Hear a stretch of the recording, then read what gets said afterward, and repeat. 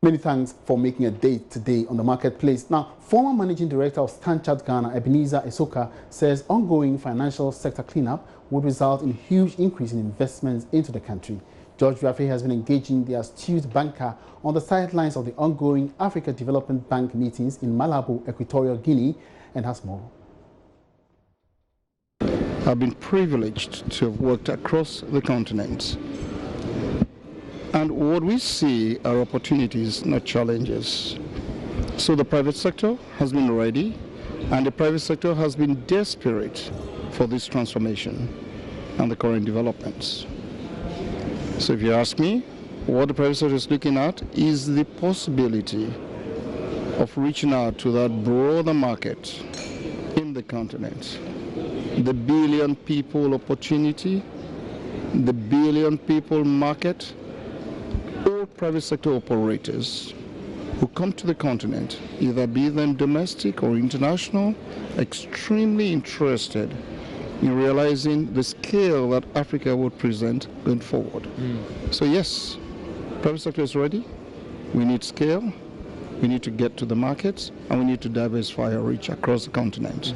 So it is a welcome development. I know even with the movement of financial transactions and all the rest, we had struggled in the past. I don't know whether we made some great progress recently, but even with that one, there are challenges with it. Some are saying that this whole agreement is bound to fail, and private sector's high expectations again would not be met when it comes to regional integration issues.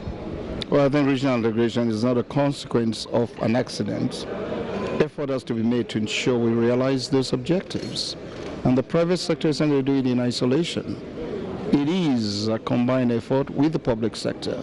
So I'm talking of genuine PPP experiences that would enable us to realize this objective.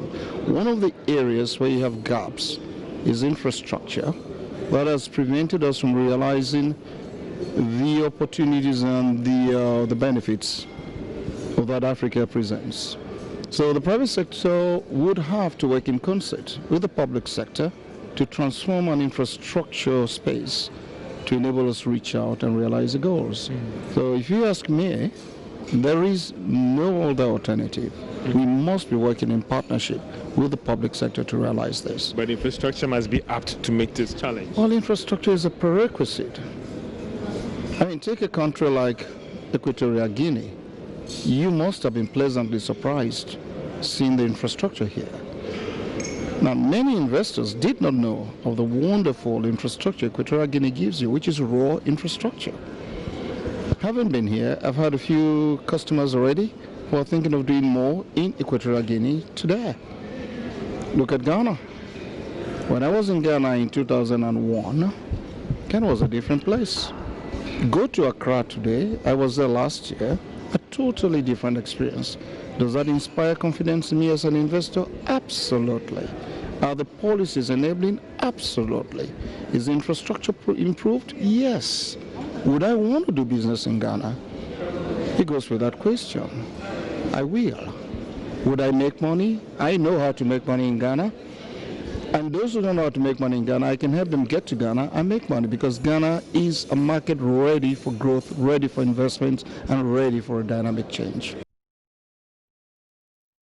And in a related development, no Ghanaian bank made its way onto the list of award winners at the Africa Banker Awards held in Malabo, Equatorial Guinea. However, some foreign banks with presence in the country picked up some honors. These include EcoBank, which won the Best Retail Bank of the Year, while Absa Capital picked up Best Investment Bank of the Year, and Standard Chartered Bank with the Deal of the Year award. The award, which is under the auspices of the African Development Bank, has been used to recognize individuals and banks that have contributed to the growth of the financial sector in the region. Let's turn our attention now to some developing issue, very important one. Ghana and Ivory Coast have proposed a suspension of the sale of cocoa beans to the global market for the 2020-2021 crop season until further notice. This is to get international buyers to yield to a common floor price. The two nations produce over 65% of the world's cocoa beans, with Ghana earning over $2 billion in exports. In line with this, CocoaBots is organizing a press conference to communicate the final decision on this particular move. Will be crossing over to the event for some updates. But for now, let's listen to economist from Data Bank, Courage Buti, who has been speaking about the impact of such a decision on the country's economy. I think the most likely impact, in my view, if this whole thing pulls off, is a positive one for government, and then for like the background I was trying to give you. If we reached a peak of around 3,400 per metric ton, and now we averaging 2,300, that is still a long way to go. Some nearly $1,000 difference per metric ton. Now, if you are able to push up prices to an acceptable level, and then you sustain your productivity, even if you are not growing it, you sustain the level it is now. The farmers are getting discouraged and then converting their farmlands into galamsey pits because they found that more viable. The people that buy those plots and then convert them into galamsey pay them more than cocoa gives them. But if cocoa prices could go up a bit, maybe through this initiative, what you give them is a better value. They are able to produce more. The problem will be that if you produce a cocoa bean and people are not buying them, what do you do with them? And that is why storage facilities, the processes, and once you convert them into the powders, the cakes, and then all those other cocoa products in the semi-processed form, they can be stored for a long time, and then when they eventually hit the market, because you have appropriate facilities, they'll be in good conditions. So the net benefit, I think, in yours to us as a country, I see more of a benefit than a loss or a damage to the economy if it is done well. Do you think we'll be having this conversation in the first place if you had strong processing facilities in Ghana, and we are not only depending on exporting raw beans, and then we process them before exporting to the international market? But what we do is mostly to export the raw material. There is a politics to this, not internal politics anywhere. You know, most of the processors here in Ghana, the Cargill and then those other ones, are affiliates of multinational processors who are in Ghana here. They are processing basically for their parent companies. We can't process so much. You know, it's not like we don't even have capacity. You know, CPC alone has a lot of capacity to produce, but they are not even operating. I don't think, the last time I checked, they are not even near half of their installed capacity.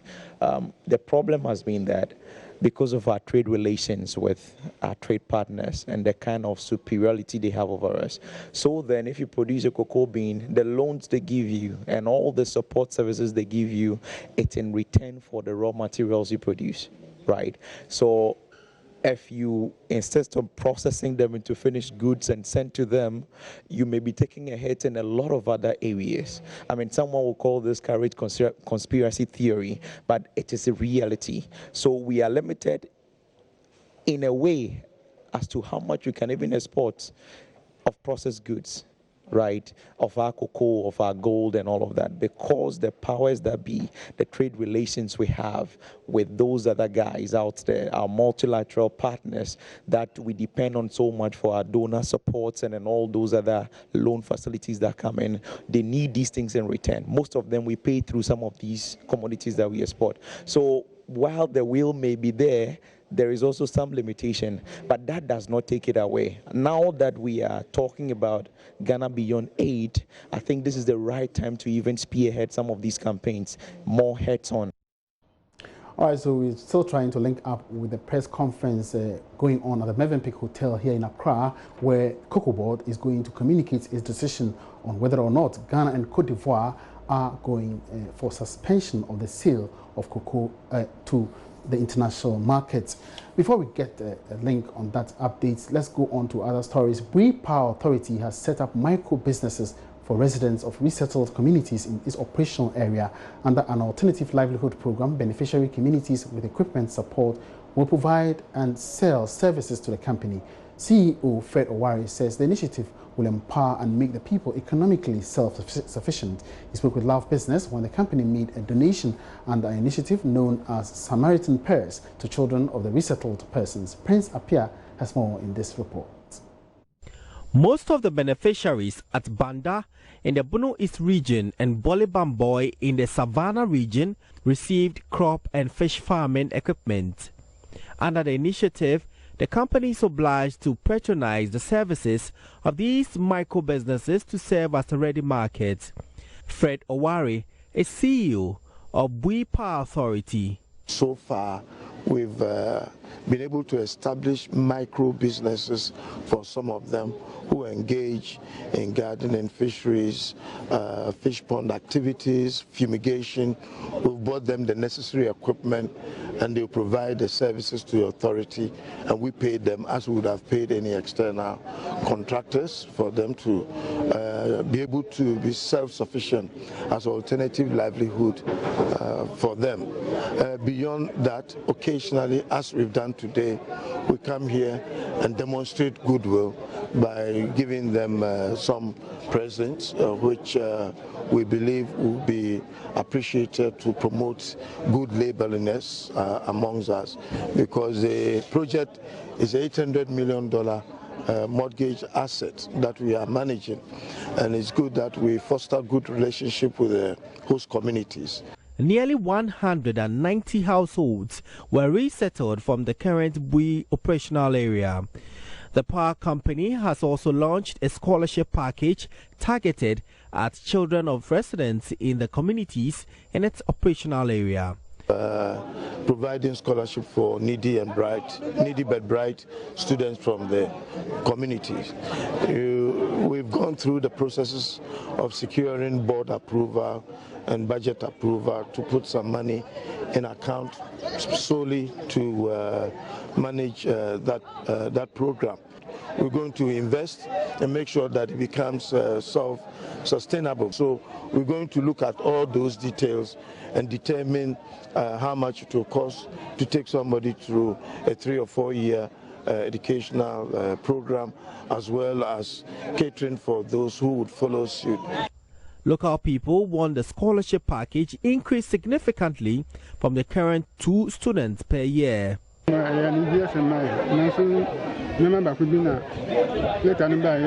scholarship is good news, but our only worry is that we have many children, so we want them to increase the number. These were reviewed when the company made a donation under an initiative known as the Samaritan Pairs to children of the resettled persons. The items included some educational materials and other kit items for play. Prince Apia reporting. Let's also stay in energy, because mining firms and manufacturing companies may have some downward adjustment in power tariffs soon if expected negotiations go on as planned. This according to Deputy Minister of Energy Dr. Mohammed Amin Adam, who has been speaking at the opening of the Ghana Mining and Energy Summit here in Accra under the theme Harnessing Mining and Energy Potential to Accelerate National Development. According to him, government is currently in talks with power producers to reduce the cost of power, which will eventually mean a cheaper power for industries and mining firms. Minister Sabote has been at the opening session. He joins me via phone for some updates. Good afternoon, Ebenezer. Welcome to the marketplace. Good afternoon, Abuaji.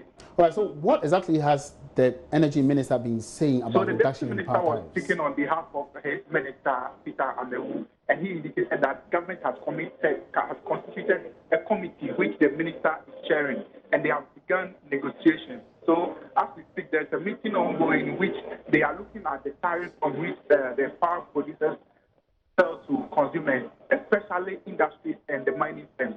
They also disclosed that from this conference, is moving to somewhere down where they are having another meeting with some other power producers. So it's all about reducing the power tariff for industrial consumers and the mining firms. Now, did he give any hint about the bandwidth and what sort of tariffs reduction we're expecting to see? So he's speaking specifically for the industries and the mining firms. This will mean that if it goes well, I'm not sure the other consumers, that is you and I, will be able to benefit from that. But this is in relation to those industrial users and also the mining firms. He is assuring them that government is committed to, making sure that they pay for, cheaper power and at affordable rate. All right, now, what else has he been saying apart from the power? So there has also been an issue about Ghana's performance at the International Extractive Transparency Initiative report, which disclosed that at the last session that we had, Ghana has performed creditably well, but we are having issues with the petroleum sector. So in as much as we are performing well in the mining sector, there's the need for players in the petroleum sector to up their game so that Ghana can perform better generally. All right, thank you very much for that update. We'll certainly get more when you come back to the office. And that was my colleague, Ebenezer Sabote, reaching us live from the Mövenpick Hotel here in Accra. Away from that, the strategy document on the government's much-touted Ghana Beyond Aid agenda is currently at a consultative stage. Addressing some development partners in Accra, Senior Minister Yao Osafo-Maafo said the document will be sent to Parliament for approval once inputs are made from stakeholders. I beg your pardon. There's more in this report. Recently, the President unveiled the Charter and a strategy document to guide the nation towards attaining the Ghana Beyond Aid agenda. He said the essence was to create a nation that would be self-sufficient. According to the chairman of the committee, Yao Osafo-Maafo, the document is currently under review by relevant stakeholders, after which it will be presented to Parliament for approval.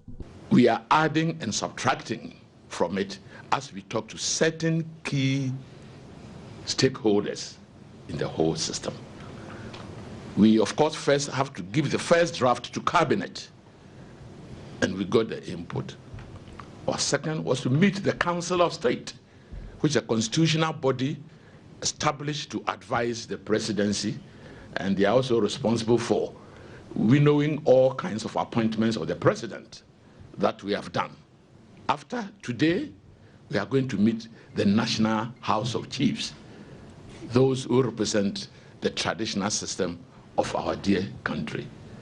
After that, we devote one such meeting to the press and discuss in detail with both national and international press what it is. Meanwhile, the German ambassador, Christoph Retzlaff, whose outfit is one of the development partners, highlighted the relevance of the initiative to the UN's Sustainable Development Goals. In achieving and implementing the SDGs, so one of the basic necessities in implementing this Ghana Beyond Aid strategy will certainly be how you reconcile your ambitious economic transformation, the focus on investment and jobs with implementing the SDGs, especially with regard to challenges in regional discrepancies here. The Ghana Beyond Aid agenda has a target date of 2028 for full implementation. Bismarck Ausa, Joy Business. It's live on the marketplace with me, Emmanuel Boaji. Now, Ghana's public debt has yet again come to the fore, with many raising questions as to the size of the debt, the actual size, of course. The total public debt as of March 2019 stood at 198 billion Ghana cedis, with many calling it this too high. But apart from the size of the debt, what other things can we learn about Ghana's debt? What do we borrow from the most and where? Is our debt size really getting out of hand? Joining me in studio for some answers to these questions is researcher and analyst Philip Namfuri. Philip, you're welcome to the marketplace. Thank you, Emmanuel. So tell us, how exactly is our debt structure like? Okay. So like you rightly said, as of March 2019, we are at 198 billion, almost 200 billion Ghana cedis, and some are calling this high. But we prepared an infographic again just to show the trend from March last year to this year. And I want our viewers and listeners to disregard the 2010 to 2014. That's inaccurate. But the right thing is, from March 2018 right down to March 2019, as you can see, our total public debt has been going up.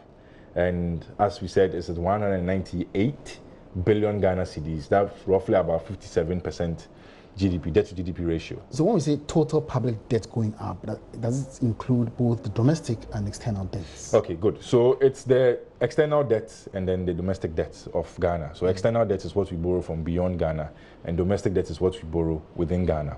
Again, I've prepared our external debt and how it looks like. And if you can have that on the screen, show our viewers how exactly our external debt looks like from last year to this year. So that's the external debt. And also, it's also going up, and it's at 102 billion Ghana cedis, and it forms a chunk of our debt. So our external debt is higher than our domestic debt. And you realize that if you're looking at external debt, we borrow from multilateral agencies, the IMF, World Bank, bilateral agencies. Countries? Yes, exactly. The countries, Japan, UK, US. We also borrow from the commercial banks, HSBC, Standard Chartered, and then finally the international capital markets. So all these come together to form our external debt. And if you look at the distribution, you find out that the multilateral creditors, we owe them more, followed by the international capital market. So we borrow more from the multilateral creditors, the World Bank, AFDB, etc. Then the international capital markets, the Eurobonds we've been issuing. Now are we talking about the real, monies that we borrow, or is inclusive of, for instance, instruments like money instruments and other bonds and so on and so forth? Okay, so for now, when we're defining debt, we use 3 keywords: actual, current, and not contingent. So what we've actually borrowed, what is on the books right now. Sometimes guarantees are not added to calculate the debt stock numbers, and that's also a debate that we can look at in further bulletins as to whether guarantees should now be added to public debt or not. But any guarantee that a government gives and it falls due, the government is liable to pay. So that's where the contingent liability comes in. But for now, for purposes of calculation and what we have in our books, I don't think it's added. So as a country, we don't add the guarantees. We only go in for, the actual and the current borrowings that we've done, not the contingent ones.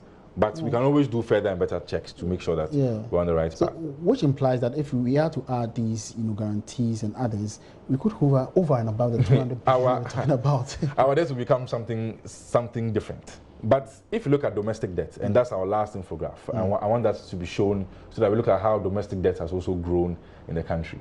So that's it also. And you realize that over a period of just 1 year, it's been going up. The fortunate thing is that if you look at the debt to GDP ratio, because of the expansion or the rebasing of our GDP in September, we have that. A broader base. Yes. And when they're doing the calculation, they use the projected GDP. They don't use the GDP of 2017 or 2018. The GDP of 2019 is, the projected GDP is used in the calculation. The year hasn't ended. So to the uninformed, you're asking why we are using projected GDP to calculate debt to GDP ratio. So imagine we're using a different year, and imagine we hadn't rebased our economy. Our debt to GDP ratio will balloon. But that's just one metric of measuring debt. The other ones that in subsequent bulletins we can look at. Now, so who could be right here? Because in the recent past, we've seen some disagreements in the calculation. We've seen the minority saying that, the debt levels is going over and above 200 billion, and that they want to summon the finance minister to parliament to answer questions. But then we have the information minister who also comes up to say that, hey, when you consider the rate at which we are paying for our debts, it's not that worrying. So who could be saying the right thing? Okay, so there was some reprofiling done, which has reduced the cost of our debt, and is visible in the numbers. That's fine. But if you look at total stock on its own, it's going up. But the question is always, what are we using our debt for? If we're using it for things that can pay back for itself, we don't have a problem. We can borrow. Other countries borrow and they're able to service their debt. But once we start using it for lack of a better word, frivolous items, then we have a problem in servicing. And now, debt takes a huge chunk of our debt repayments, takes a huge chunk of our revenues when it comes to our budget. So we're using a lot to service our interest payments, and that's also a problem. And finally, so what would be the way forward, or do you consider as the way forward for this debt situation? Well, if the finance minister pays heed to what the minority is saying, comes forward, they can give us some education on how exactly this is calculated. But that notwithstanding, every government that comes into power should make sure that when they are borrowing, it's used for the right reasons and they manage it prudently, so that we don't come back to this discussion of debt is going out of hand. So it's all down to effective sovereign debt management. That's all. Yeah. All right, many thanks for that update. I believe we'll get some more time to discuss other related issues concerning our debts. And I was Philip Namfuri, joining me to discuss the structure of Ghana's debts and the way forward. And on that note, to wrap up this afternoon's edition of The Marketplace, my name is Emmanuel Abuaji. It's been great having you on board. Let's meet again, same time tomorrow. Have a good afternoon.